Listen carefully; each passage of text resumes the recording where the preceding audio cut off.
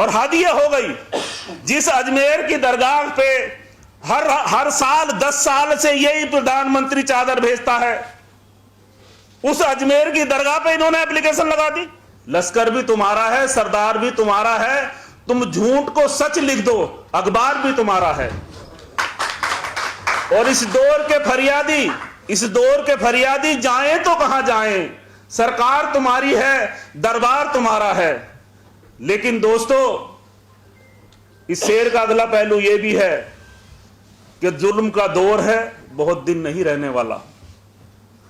खूने मजलूम है, ज्यादा नहीं बहने वाला। इन अंधेरों को चीरता हुआ इंकलाब आएगा। तू अगर फिरौन है तो मूसा भी जरूर आएगा, तू अगर रावण है तो राम भी जरूर आएगा, तू अगर कंस है तो कृष्ण भी जरूर आएगा। तो दोस्तों, वो दौर आने वाला है। आज की जो विपक्षी पार्टियां हैं, उनका मकसद सिर्फ यह है कि वो वोट तो ले लेते हैं, लेकिन ये नहीं कहते कि अगर मेरे किसी ने थप्पड़ मारा है तो मेहंदी हसन के थप्पड़ क्यों मारा है या थप्पड़ मारा है, ये भी कहने को तैयार नहीं है। सिर्फ वोट लेते हैं, सिर्फ वोट लेने की राजनीति करते हैं। और जब कोई बात होती है तो उन्हें यह नजर आता है कि अगर हम इसके लिए कुछ कहेंगे तो ये हमसे नाराज हो जाएगा। सिर्फ ये सोच के वो लोग बैठे हैं, वोट लेने के लिए सारी बातें कर देंगे, लेकिन जब हालात ऐसे होते हैं, जब वो सरकार, जब ये बीजेपी, जब ये देश में आग लगाना चाहती है, तो ये लोग, इनके मुंह में दही जम जाती है। ये लोग नहीं बोलते। और आज तो बड़ा आसान तरीका निकाल लिया है। आज तो इतना आसान तरीका निकाल लिया कि कोर्ट एक एप्लीकेशन लेके जाओ और किसी भी बिल्डिंग को खुदवा दो, चाहे वो बड़ी मस्जिद हो, चाहे वो। और हद ये हो गई, जिस अजमेर की दरगाह पे हर साल 10 साल से यही प्रधानमंत्री चादर भेजता है, उस अजमेर की दरगाह पे इन्होंने एप्लीकेशन लगा दी। इससे ज्यादा कोई हद हो सकती है? हम किसी छोटी मस्जिद की, किसी और की जगह की बात कर सकते हैं, चलो भी हो सकता है कोई विवाद रहा हो। और हमारे साथ सुप्रीम कोर्ट के वकील बैठे हैं, हमारे साथ वीरपाल मलिक जी बैठे हैं, हमारे साथ जो कानून के जानकार है वो बैठे हैं। जब एक बात तय हो गई कि 1947 के बाद जो धर्मस्थल जिस तरह से है उसी तरह रहेगा, उसमें कोई परिवर्तन नहीं होगा, तो फिर कौन से कानून के तहत आप ये काम करते हो? न तेरा है न मेरा है, ये हिंदुस्तान सबका है। न तेरा है न मेरा है, ये हिंदुस्तान सबका है। जो न समझी गई ये बात, तो नुकसान सबका है। यहां पर मिलती हैं नदियां जो दिखलाई नहीं देती, मगर महासागर बनाने में मगर नुकसान सबका है। जय हिंद, जय भारत, खुदा। बहुत बढ़िया। देखिए, जातिगत जनगणना कराना सरकार की हम मजबूरी कर देंगे, और जातिगत जनगणना इसलिए जरूरी है कि देश में अगर विकास कराना है तो जातिगत जनगणना बहुत जरूरी है। और आप बात कर रहे हैं कि जातिगत जनगणना सरकार नहीं कराना चाहती है, तो इसका मैं आपको सीधा सीधा जवाब दे देता हूँ। इसके 3 मुख्य कारण हैं। नंबर 1, नंबर 2 सुप्रीम कोर्ट, और नंबर 3 चुनाव आयोग।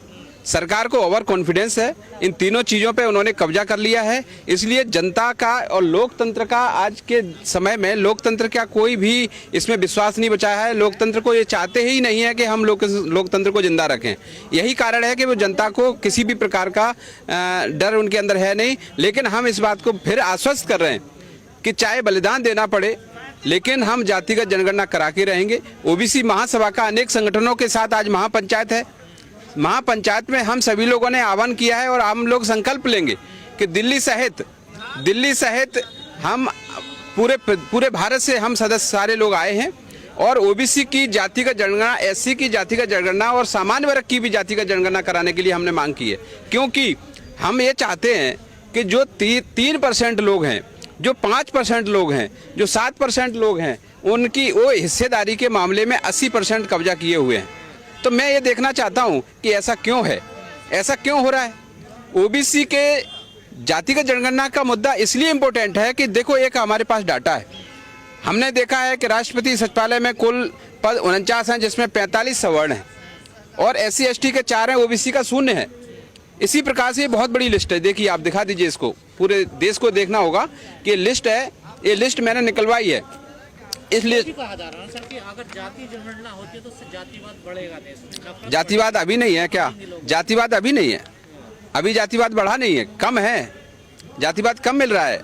कोई तिवारी लिख रहा है, कोई चौबे लिख रहा है, कोई छठे लिख रहा है, कोई सातवें लिख रहा है। ये क्या जातिवाद नहीं है? जातिवाद के नाम पर शोषण हो रहा है। और जब जाति की जनगणना हो जाएगी, उनको हिस्सा मिल जाएगा, उनको राजनीति में हिस्सा मिल जाएगा, उनको सामाजिक हिस्सा मिल जाएगा, तो उनको ताकत मिल जाएगी।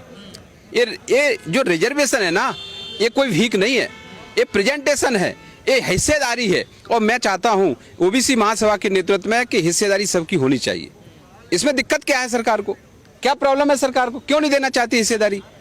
इसका हिस्सेदारी इसलिए नहीं देना चाहती कि जो 3% लोग हैं वो 80% जो देश की आर्थिक स्थिति पे 80% पे कब्जा है, तो वो सरकार इसीलिए इनसे डर रही है कि ये 80% लोग हैं, जो लोग आज भूखमरी के कगार पे हैं, जो 3% लोग हैं वो आज पूरी तरीके से इनका 80% लोग फिर भी दबाव नहीं बना पा रहे सरकार। देखिए दबाव क्या, दबाव सरकार से बड़ा कुछ नहीं दबाव होता है। सरकार के पास सारे सिस्टम पे कब्जा है, ईवीएम पे उनका कब्जा है, चुनाव आयोग पे उनका कब्जा है, सुप्रीम कोर्ट पे उनका। तीन ही तो ताकतें हैं हमारे देश की।